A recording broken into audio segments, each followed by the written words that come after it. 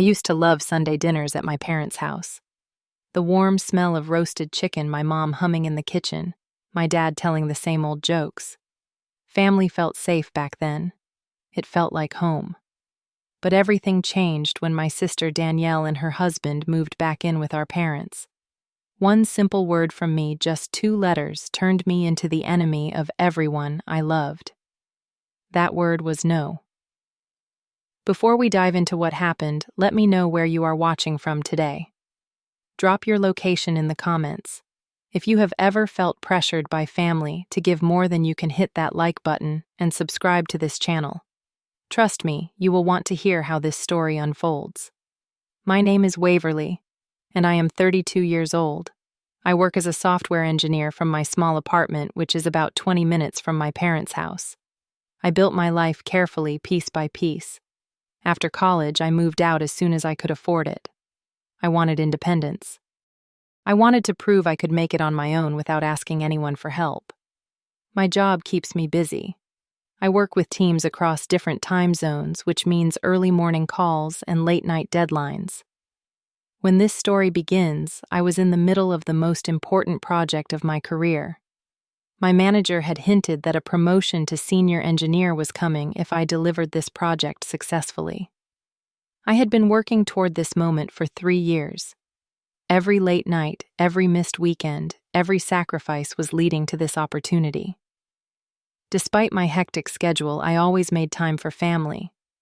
Every Sunday, I would drive to my parents' house for dinner. I helped my dad with yard work when he needed it. I fixed their computer whenever it crashed. I thought that was what family meant. You show up. You help out. You love each other through the hard times. My sister Danielle is 4 years older than me. Growing up, she was always the favorite, the firstborn, the golden child. Everything she did was celebrated. When she got a B on a test, my parents threw her a party. When I got straight A grades, they said I was just doing what was expected. I never complained about it. I just accepted that was how things were. Danielle married Marcus when she was 28. He worked in finance and made good money. They had 3 kids together. Twins named Brayden and Kaylee, who are 6 years old, and a little girl named Harper, who is 3. For years, they lived in a nice house in the suburbs. They seemed to have it all figured out. Then one evening in early March, my mom called me with news that would change everything. Her voice sounded tired but also strangely excited. She told me that Danielle and Marcus were going through a rough patch. Marcus had been laid off 3 months earlier when his company downsized. Danielle had quit her job as a sales manager after Harper was born to be a stay-at-home mom. Without Marcus working, they could not keep up with their bills. The landlord had given them an eviction notice. I listened quietly as my mom explained the situation. Then she delivered the real news. She and my dad had agreed to let Danielle, Marcus, and the 3 kids move into their house temporarily, just until they got back on their feet. I felt a knot form in my stomach. My parents' house is not that big. 3 bedrooms, 1 bathroom. Adding 5 more people would be chaos. But I told myself this was temporary. Families help each other. That is what we do. I offered to help financially. I said I could send a few $100s each month to help cover extra groceries and utilities. My mom dismissed the offer quickly. She said they did not need money. They just needed a place to stay for a little while. Everything would work out fine. The following weekend, I visited my parents for the first time since Danielle moved in.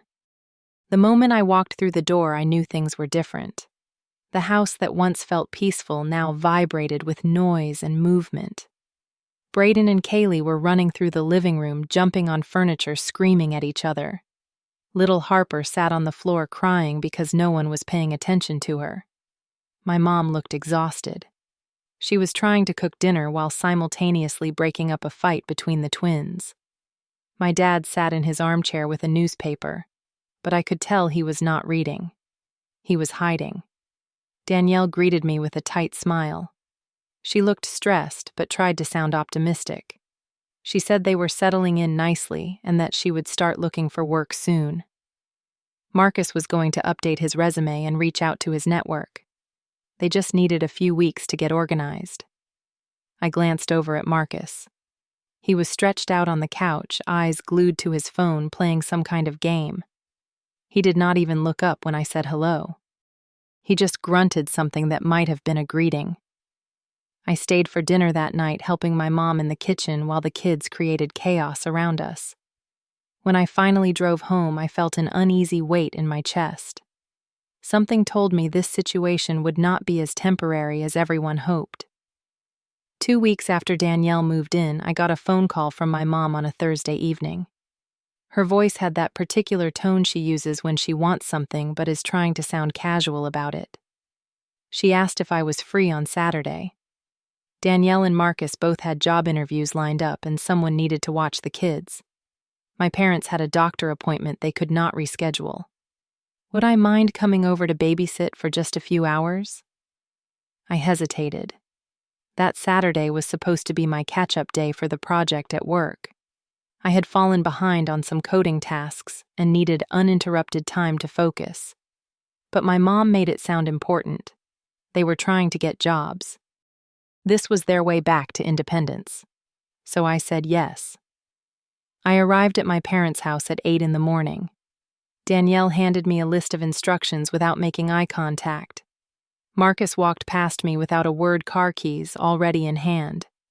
They left quickly, leaving me alone with 3 children under 7 years old. What followed was 8 hours of pure chaos. Brayden and Kaylee are what people politely call spirited. What that really means is they do not listen to anyone or anything. They fought constantly, over toys, over television shows, over who got to sit in which chair. At one point, Brayden threw a remote control at his sister's head. She screamed so loud I thought the neighbors would call the police. Harper cried for 3 solid hours in the middle of the day. She wanted her mommy. She did not want lunch. She did not want to nap. She did not want to play. She just wanted to scream and cry and cling to my leg while I tried to stop her siblings from destroying the house. I had brought my laptop hoping to get some work done during nap time. That was a joke. There was no nap time. There was no quiet moment. There was only chaos from sunrise to sunset. Danielle and Marcus finally returned at 4:30 in the afternoon. By then I was completely drained. My head was pounding. I had not eaten anything all day because every time I tried to make myself food, one of the kids needed something. I expected at least a thank you, maybe an acknowledgement of the 8 hours I had just sacrificed. Instead, Danielle walked through the door, looked around the messy living room, and frowned. She said the house was a disaster. Did I even try to clean up? Then she turned to Marcus and complained that she could not rely on anyone to do a simple task properly. Marcus laughed and agreed with her. He did not say a word to me. I drove home that night feeling used and unappreciated, but I told myself it was a one-time thing. They had job interviews. They were trying. I was helping my family. Except it was not a one-time thing. Over the next month, the requests kept coming. At first, it was once a week, then twice, then every few days. My mom would call with a new reason each time. Danielle had another interview. Marcus was meeting a friend who might have a job lead. My parents needed a break because the kids were wearing them out. Each time I felt that familiar guilt twisting in my chest. These were my nieces and nephew. My sister needed help. What kind of person says no to family? So I kept saying yes even when it hurt my work. Even when I missed deadlines. Even when my own life started falling apart. Then I started noticing things that did not add up. I stopped by my parents' house one Tuesday afternoon to drop off some groceries for my mom. Marcus was supposed to be at a networking lunch with a former colleague. Instead, I found him on the couch in his pajamas playing video games. It was 2 in the afternoon. He barely looked up when I walked in. He just said the meeting got canceled and went back to his game. A week later, I found out Danielle had not gone to any job interviews in over a month. A friend of mine saw her at the mall with some other women shopping bags in hand, heading into a spa for manicures. When I casually asked Danielle about her job search, she got defensive. She said I would not understand how stressful it was to be unemployed with 3 kids. I started putting the pieces together. The interviews were fake. The networking lunches were lies.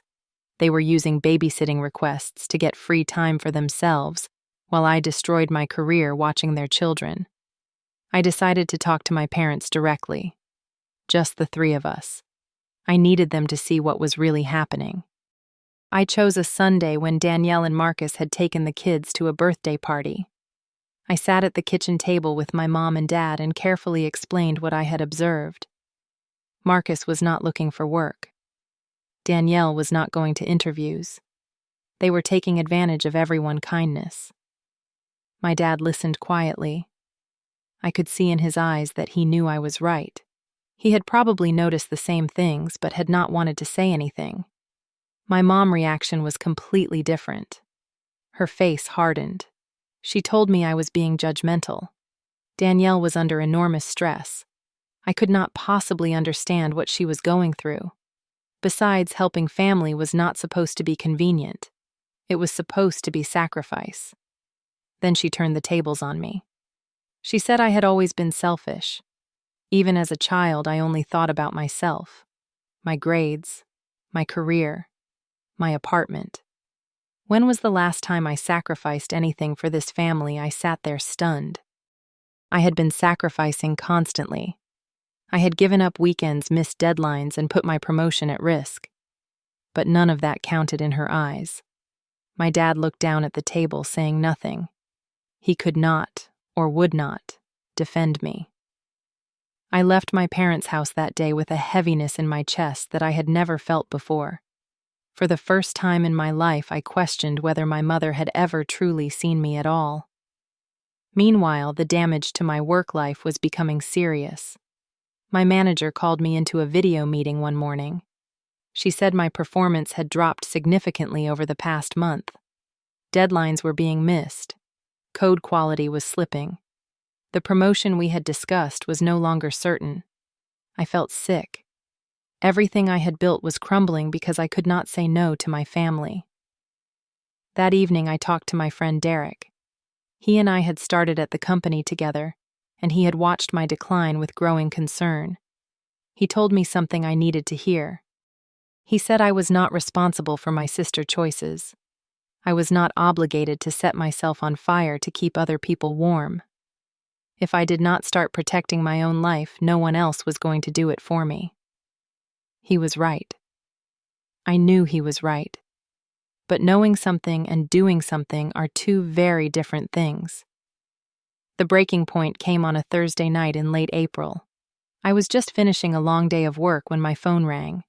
It was Danielle. Her voice had that demanding tone she uses when she expects compliance. She told me that she and Marcus had been invited to spend a week at a friend beach house in Florida. Completely free. They just had to pay for gas. It was an amazing opportunity to relax and reconnect as a couple after all the stress they had been through. She needed me to watch the kids for the entire week. Starting Monday, I was speechless. They were unemployed. They were living rent-free in my parents' house. They had not paid for anything in months. And now they wanted a week-long vacation while I put my life on hold to babysit. I said no. The word came out before I could second-guess myself. No, I could not watch the kids for a week. I had a critical project at work. I could not take that much time off. Danielle exploded. She screamed that I was the most selfish person she had ever known. I was her brother. Those were my nieces and nephew. How could I abandon family when they needed me? I tried to stay calm. I explained that this was not an emergency. A beach vacation was not a necessity. I had already sacrificed weeks of my time this year watching her children. Then Marcus grabbed the phone. His voice dripped with contempt. He called me pathetic. a loser who lived alone and probably had nothing important to do anyway. He said I was useless to this family and always had been. I felt something cold settle in my chest. Not anger exactly, something more like clarity. I told them my answer was no. I told them that was my final word. Then I hung up. Within 5 minutes, my phone rang again. It was my mom. She was crying. Actually, crying. Between sobs, she told me I was tearing this family apart. Danielle was devastated. Did I understand what I was doing? I tried to explain my side. The fake interviews, the video games, the spa days, the fact that I was about to lose my promotion because I had been babysitting for free for months. She did not hear a word of it. Instead, she talked about all the sacrifices she and my dad had made for me growing up, the money they spent on my education, the support they gave when I was starting out. How could I be so ungrateful? Then she said something that cut deeper than anything else. She said she never expected me to turn out like this. She said she was ashamed of the person I had become. The call ended with her still crying, and me sitting in silence staring at the wall of my apartment. I had no words left. No defense. No energy to fight anymore. But the worst was yet to come. That Sunday I went to my parents' house for dinner. I do not know why I went. Maybe habit. Maybe hope that we could work things out face to face. The moment I walked through the door, I felt the hostility. It was like walking into a freezer. Danielle sat at the table, refusing to look at me. Marcus lounged in my dad's usual chair, a smirk on his face. My mom moved around the kitchen with exaggerated sighs, making sure everyone knew how much she was suffering. Dinner was a minefield. Marcus started the attack with a sarcastic comment about how nice it was that the busy, important software engineer had time to grace them with his presence. Danielle jumped in next. She looked at me with cold eyes and said I was the most selfish person in the family, that I had always been jealous of her, that I only cared about myself and my precious career. She listed every perceived slight from our entire childhood. Every time she felt I got attention, that should have been hers. Every success of mine that she interpreted as a personal insult to her. Marcus added his commentary throughout. He called me a spoiled brat. He said I lived like a king in my apartment while real people with real families struggled. I tried to speak. I tried to explain that I had helped countless times, that I had sacrificed weekends and risked my job, that I loved those kids and wanted to support the family. But every time I opened my mouth, someone cut me off. My mom sat at the head of the table with tears streaming down her face. But she was not defending me. She was not asking anyone to stop. She just kept saying, "Why can we not all get along?" Which really meant, why could I not just give in and do what everyone wanted? My dad ate his food in silence, eyes fixed on his plate. He would not look at me. He would not help me. He had retreated into himself the way he always did when conflict arose. The kids ran around screaming, adding to the chaos, but no one seemed to notice or care. Finally, dinner ended. I stood up to leave, my whole body shaking with a mixture of hurt and exhaustion. That was when Danielle delivered her final blow. She looked at me with pure contempt and said that if I would not help with the kids, I should stop pretending to be their uncle. I did not deserve that title. I was not family anymore. Marcus laughed. My mom said nothing. My dad kept staring at his empty plate. I walked out of that house without a word.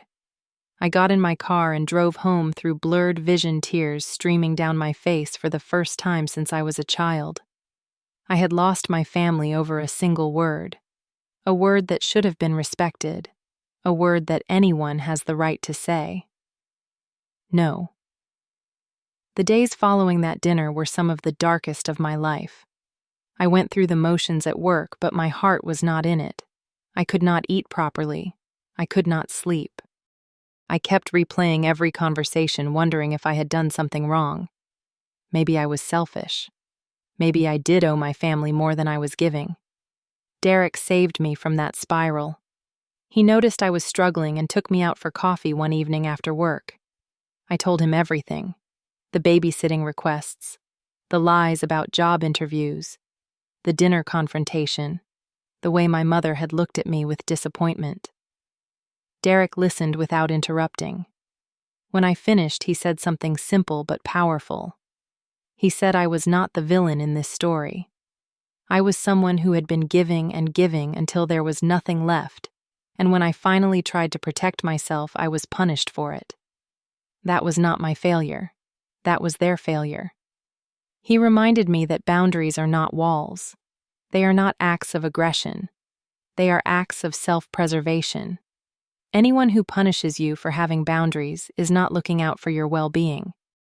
They are looking out for their own comfort. Something shifted inside me that night.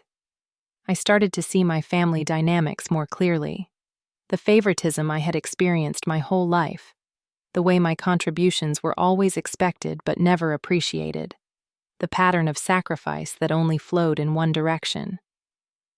A few days later, I got an unexpected phone call. It was from my Aunt Caroline, my mom's younger sister.